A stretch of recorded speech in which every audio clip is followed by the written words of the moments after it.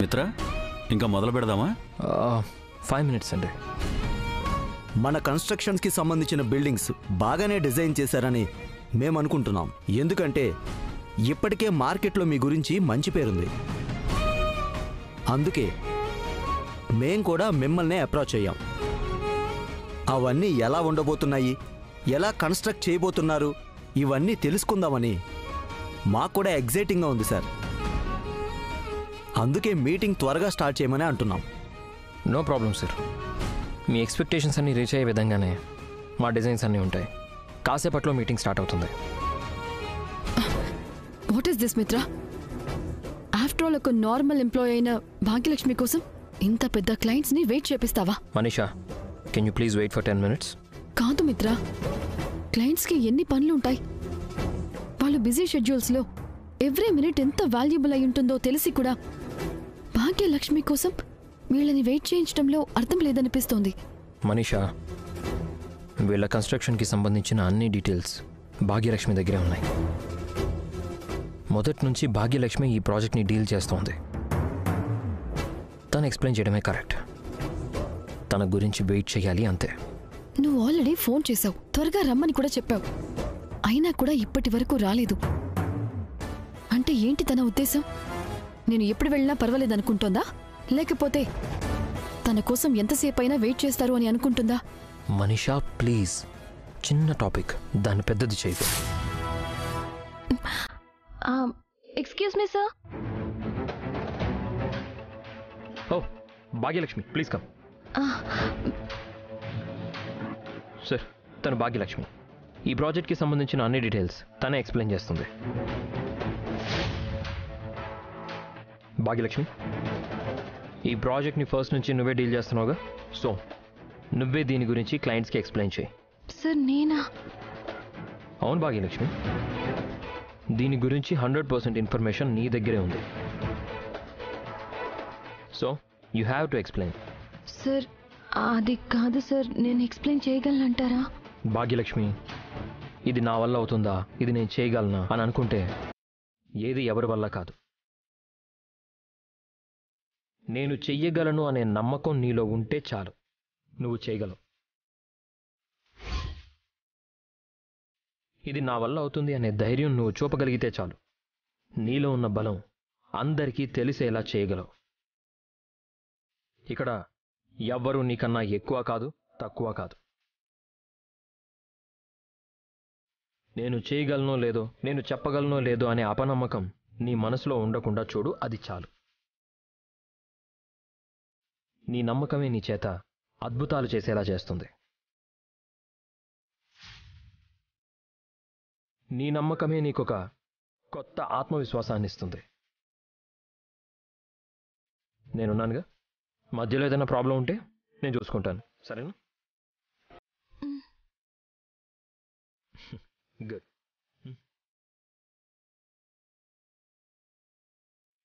అసలు భాగ్యలక్ష్మిని ఎందుకింత సపోర్ట్ చేస్తున్నాడు? చేతకాని దానికి ఎందుకింత చేతులెత్తి చప్పట్లు కొడుతున్నాడు? అసలు మిత్ర ఏం చేస్తున్నాడో అర్థం కావడం లేదు.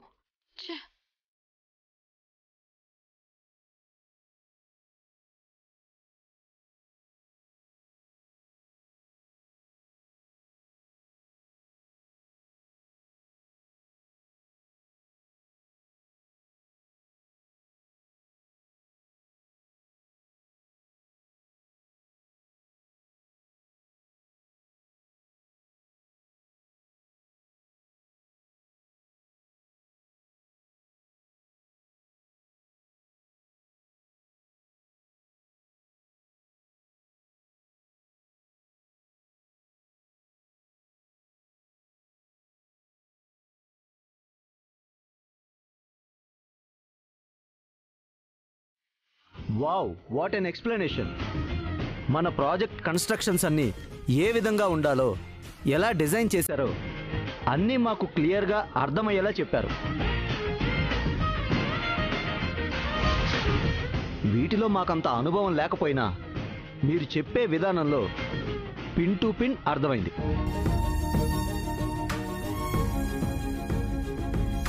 Thank you very much Bhagyalakshmi గారు. Thank you very much sir. Mitra గారు మిమ్మల్ని అంత ఎంకరేజ్ చేస్తూ ఉంటే అసలు ఇదంతా మీ వల్ల అవుతుందో లేదో అనుకున్నాం. కానీ మీరు ఎక్స్ప్లెయిన్ చేసే విధానంతో మమ్మల్ని మెస్మరైజ్ చేసేశారు. It's a very beautiful explanation. Thank you sir. Bhagyalakshmi, congratulations.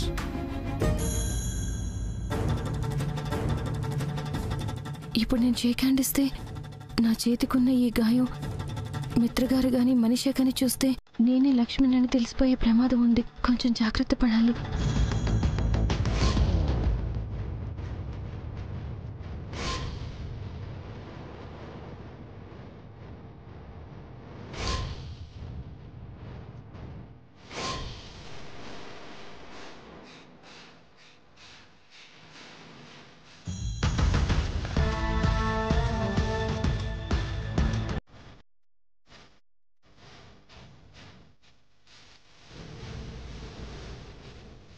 First మీటింగే అదరగొట్టేశావు.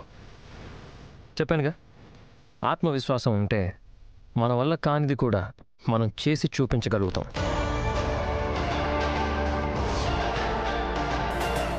ఈరోజు అది నువ్వు నిరూపించు. నీ వల్ల సాధ్యం కానిదేది ఉండదని ఇంకోసారి రుజువు చేసావు. Congratulations. Thank you very much sir.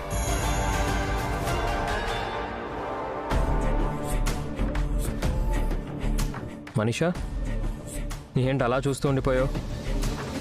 Bhagyalakshmi చాలా బాగా ఎక్స్ప్లెయిన్ చేసింది కదా. అవును మిత్ర, భాగ్యలక్ష్మిని చూసి నేను కూడా షాక్ అయిపోయాను. She is very brilliant. అందులో ఏమీ అతిశయోక్తి లేదు. Congratulations Bhagyalakshmi. Thank you madam. Bhagyalakshmi, please take your seat.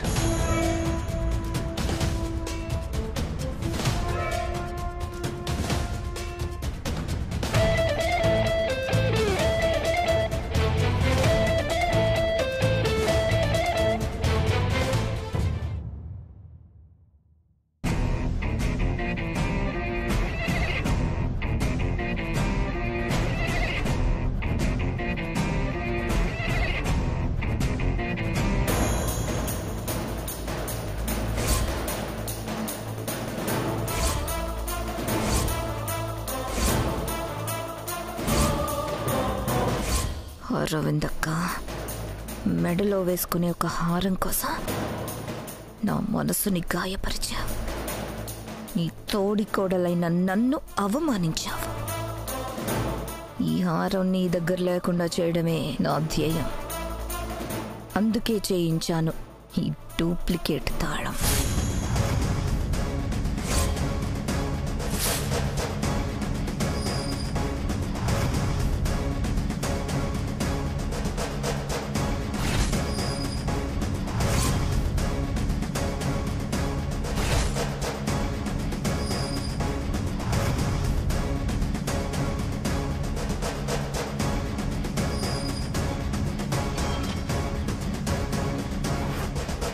రూమ్లో ఎవరు లేరు. మనకిదే సరైన సమయం.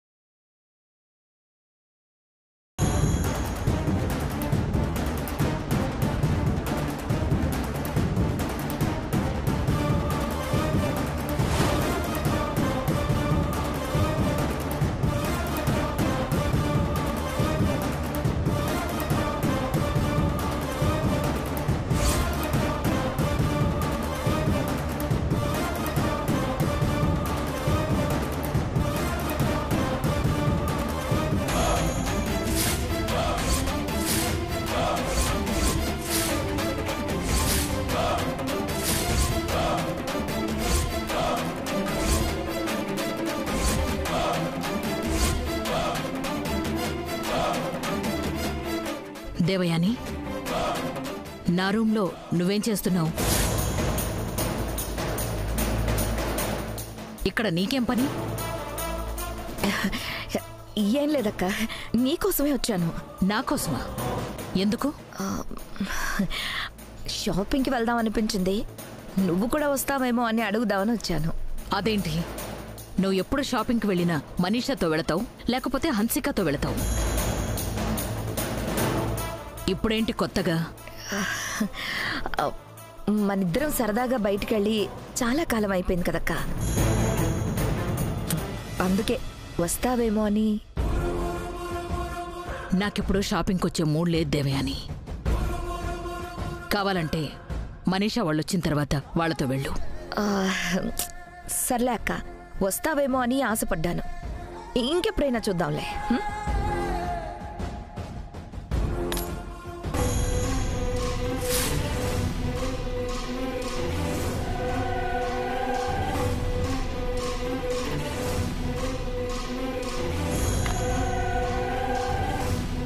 నేను అవన్నీ తర్వాత చూస్తాను. ఓకే?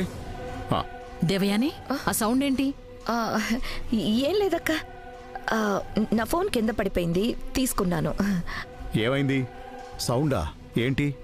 ఏం లేదు బావగారు, నా ఫోన్ కింద పడిపోయింది, తీసుకున్నా. అవునా? మొగుడు పిల్లలిద్దరూ బాగానే ఆరా తీస్తున్నారు. సరే వెళ్ళు.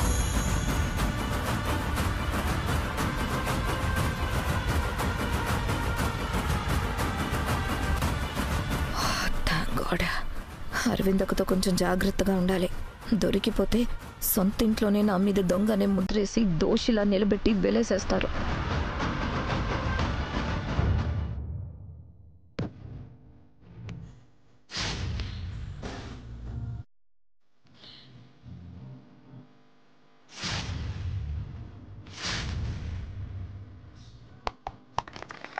Wow, what an explanation. Mahesh, భాగ్యలక్ష్మిని రమ్మనండి.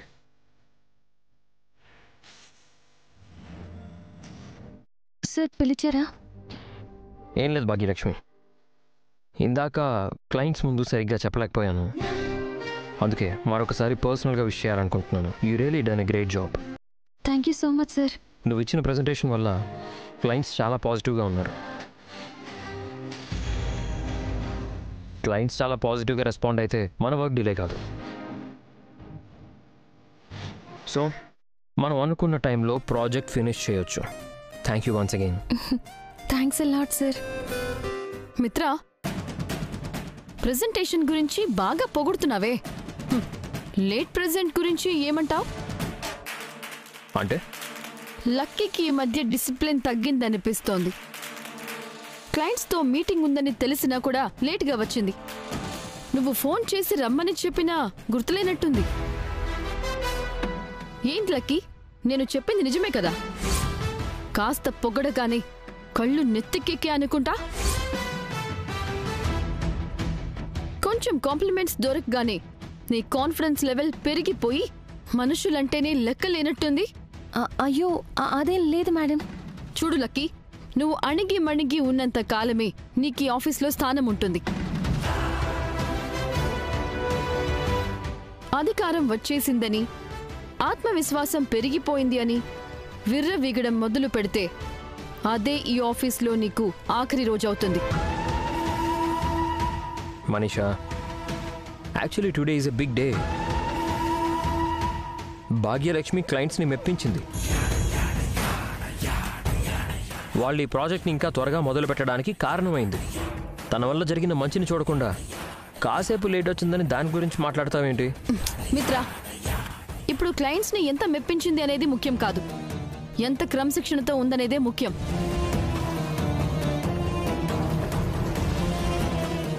చెప్పు లక్కీ, ఎందుకు లేట్ అయింది? ఏం లేదు మేడం, ఒంట్లో కొంచెం బాగోలేదు, అందుకే త్వరగా రాలేకపోయాను. లక్ష్మి, అసలే చేతికి దెబ్బ తగిలింది. ఆఫీస్కి వెళ్ళి ఇంకేం పని చేస్తావు? ఈ రోజుకి ఆఫీస్కి వెళ్ళకు. సరే మిత్రగారు.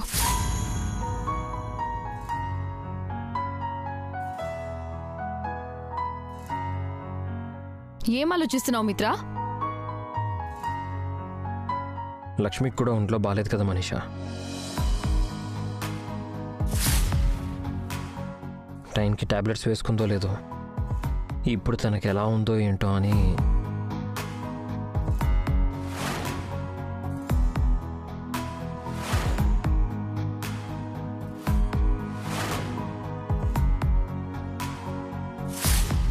ఇప్పుడు లక్ష్మికి ఎలా ఉంటే ఏంటి? తన గురించి నువ్వెందుకు ఆలోచించాలి? అవసరం లేని వాళ్ళ గురించి అంత ఆలోచించాల్సిన అవసరం లేదు.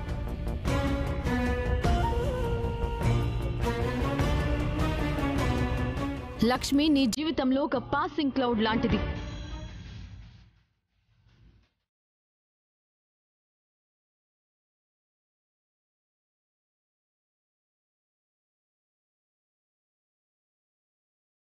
పోయే వాళ్ళ గురించి అంత ఎక్కువగా ఆలోచించడంలో అర్థమే లేదు.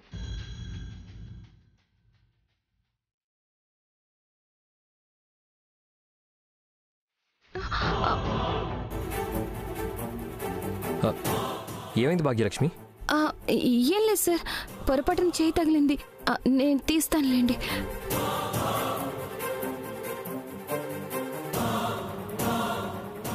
చెప్పింది అర్థమైంది కదా?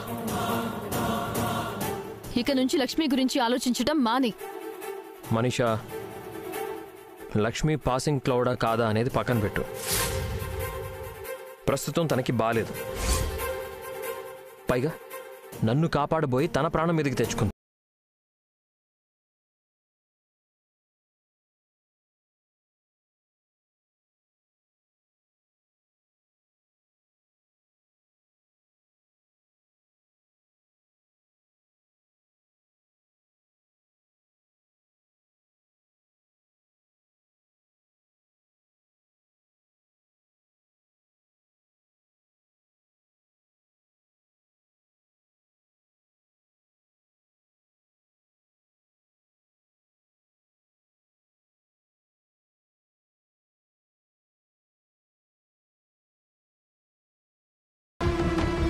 మనీషా, నాకు ఇప్పుడు అంతగా వర్క్ లేదు, నేను ఇంటికి వెళ్తున్నాను. నువ్వు కూడా వస్తావా?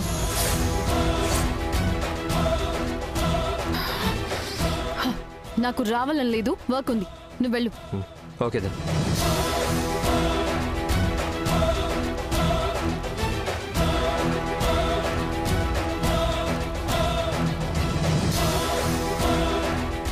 మిత్రగారింటికి వెళ్తే నేను ఇంట్లో లేను అని తెలిసిపోతుంది.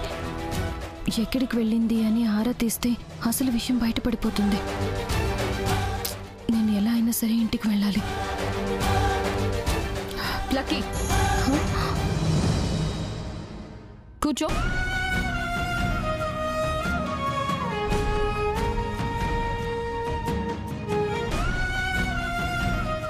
Study this file.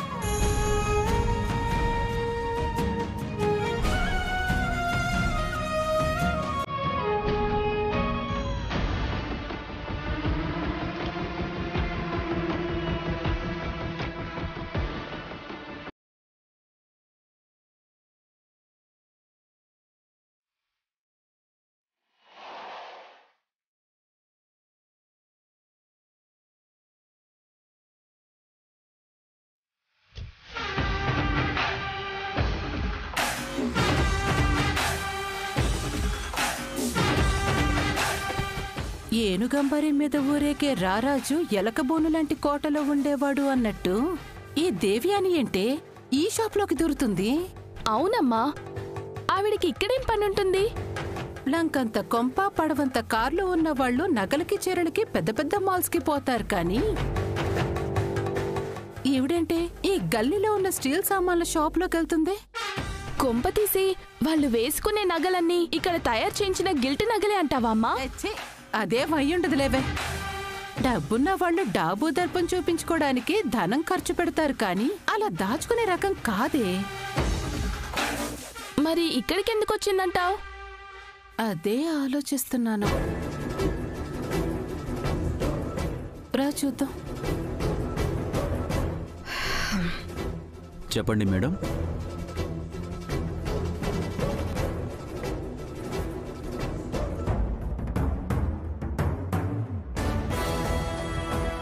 నాకు అచ్చం ఇలాంటిదే ఒక డూప్లికేట్ హారం తయారు చేసి ఇవ్వాలి. ఇది చాలా కాస్ట్లీ హారం మేడం. వర్క్ కూడా చాలా డీటెయిల్గా ఉంది. ఖర్చు కూడా బాగానే అవుతుంది. మీకు కావాల్సింది తీసుకోండి, కానీ రంగు రూపు ఏది తేడా రాకూడదు.